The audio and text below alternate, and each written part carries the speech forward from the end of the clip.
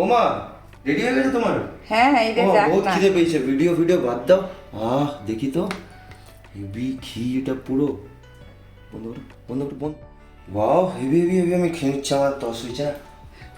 ওই দেখুন ফ্রেন্ডস, আমি খাচ্ছি, আমি নিয়ে যাচ্ছি। থ্যাংক ইউ, পরে ভিডিও করবো। সাবধানে নে সাবধানে নে। দেখছেন ব্যাস, ফ্রেন্ডস ব্যাস। কিরকম করে ছুটলো খাবারের জন্য।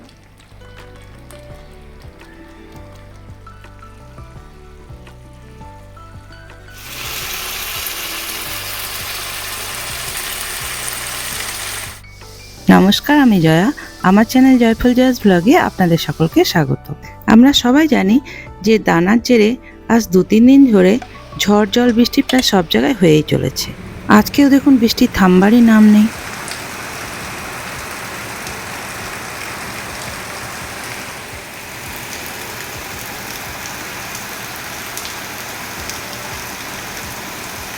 আর এই বৃষ্টি দেখে সঙ্গে সঙ্গে ঠিক করে নিলাম আজকে আমি খিচুড়ি রান্না করব।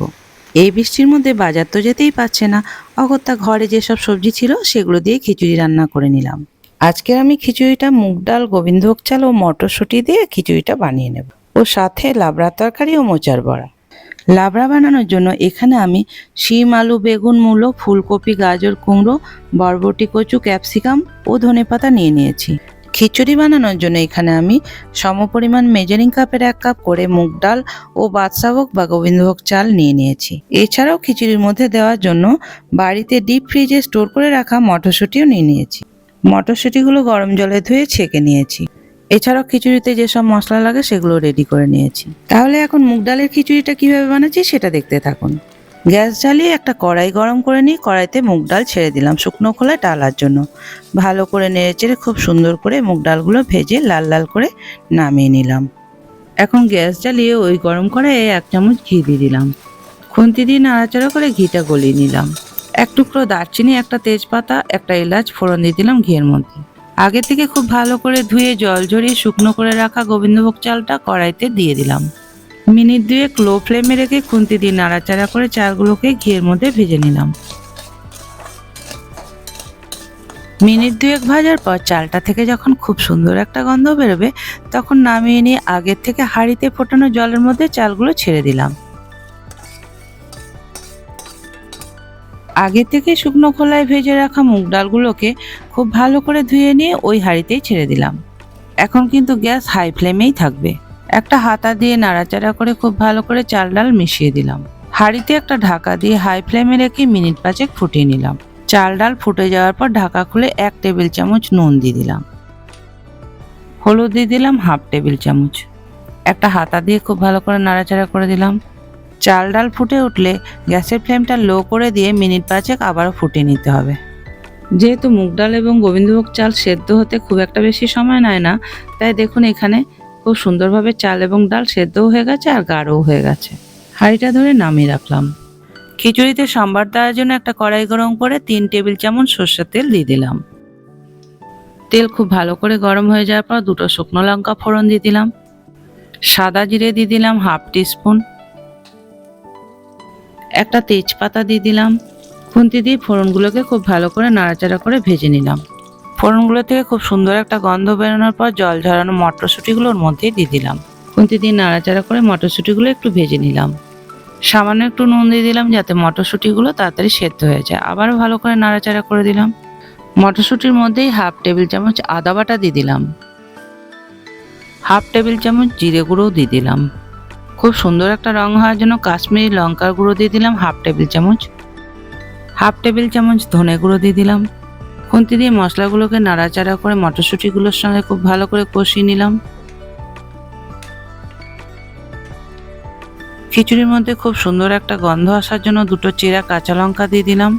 ঝালটা সম্পূর্ণ অপশনাল।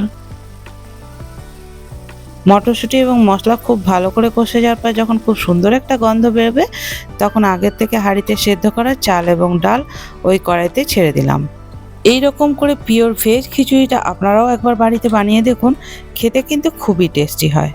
এছাড়াও আপনারা যদি বাড়িতে কোনো ঠাকুরের কাছে খিচুড়ি ভোগ রান্না করে দিতে চান তাহলে এরকমভাবে করে দিতে পারেন। এই খিচুড়িটা যেহেতু খুবই হালকা এবং পিওর ভেজ করে বানানো হচ্ছে, আপনারা চাইলে কিন্তু এটা আপনাদের বাড়ির বাচ্চা এবং বয়স্কদের জন্য যে কোনো সময় বানিয়ে নিতেই পারেন।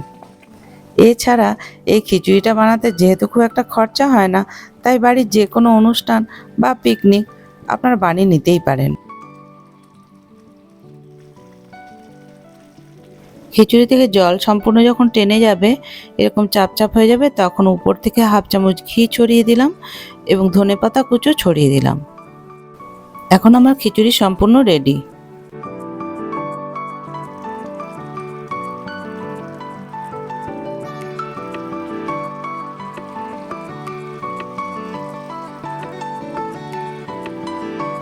এখন এই খিচুড়িটা দেখুন, দেখতে কত সুন্দর লাগছে। দেখতে যতটা সুন্দর লাগছে, খেতেও কিন্তু অসাধারণ হয়। এখন আমি খিচুড়ি কড়াই নামিয়ে হাঁড়িতে ঢেলে নেব, কারণ আমি এই কড়াইটাতেই আমার দ্বিতীয় রেসিপি লাবড়া তরকারি রান্না করব। আমার দ্বিতীয় রেসিপি লাবড়া তরকারি বানানোর জন্য সবজিগুলোকে কেটে খুব ভালো করে ধুয়ে নিয়েছি।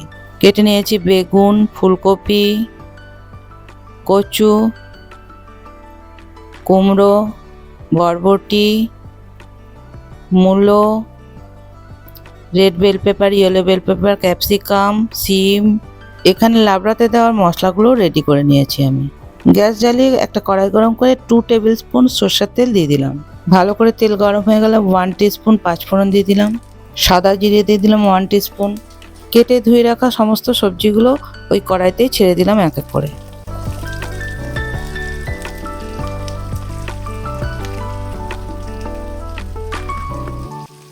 হাফ টেবিল স্পুন নুন দিয়ে দিলাম।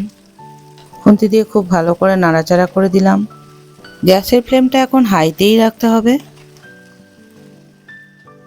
হাফ টেবিল স্পুন হলুদ দিয়ে দিলাম। খুন্তি দিয়ে নাড়াচাড়া করে হলুদটা সবজির মধ্যে মিশিয়ে দিলাম। উপর থেকে একটা ঢাকা দিয়ে দিলাম। লো ফ্লেমে রেখে মিনিট 5 কুক করে নেওয়ার পর ঢাকা খুলে দিলাম।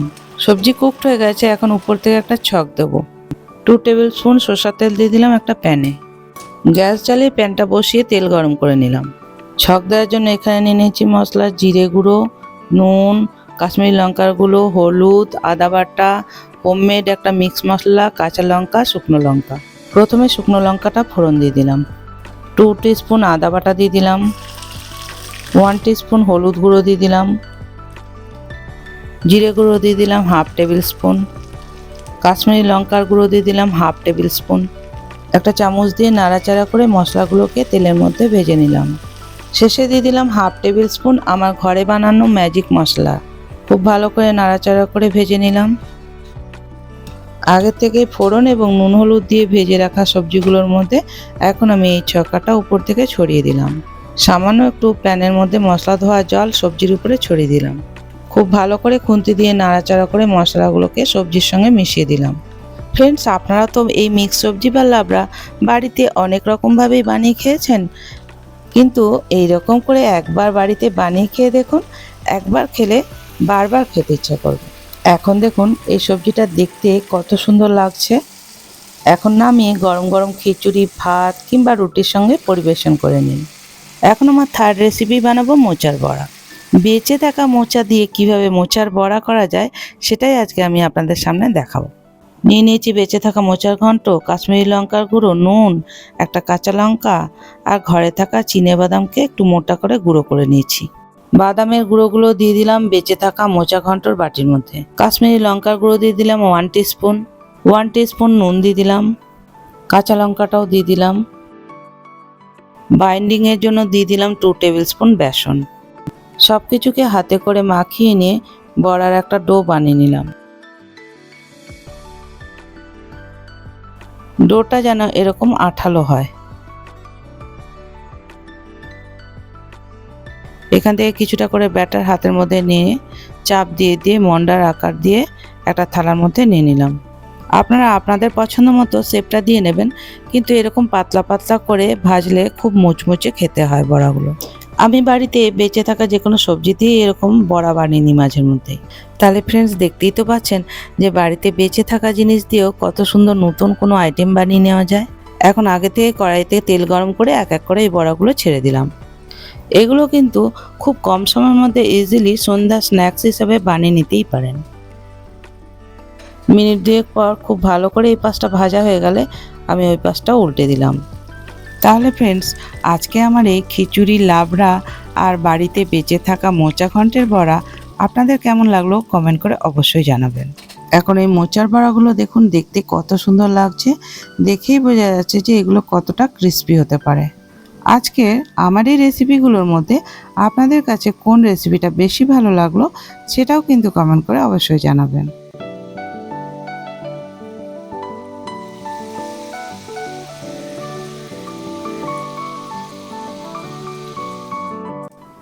আবারও এই পিঠটা উল্টে দিলাম।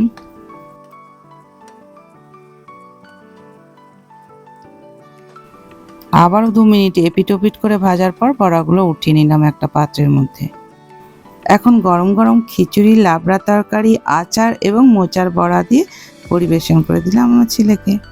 এই রেসিপিগুলো লাঞ্চ বা ডিনার, বর্ষা বা শীত যে কোনো সময় কিন্তু খাওয়া যেতেই পারে।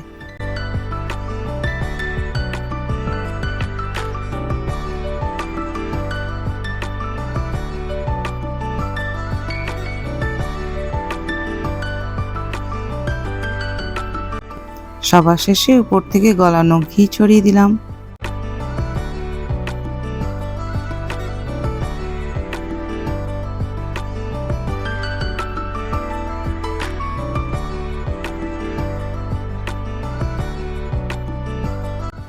আজকের আমার এই রেসিপিগুলো যদি আপনাদের ভালো লেগে থাকে তাহলে লাইক, শেয়ার, সাবস্ক্রাইব করে আমার পাশে অবশ্যই থাকবে।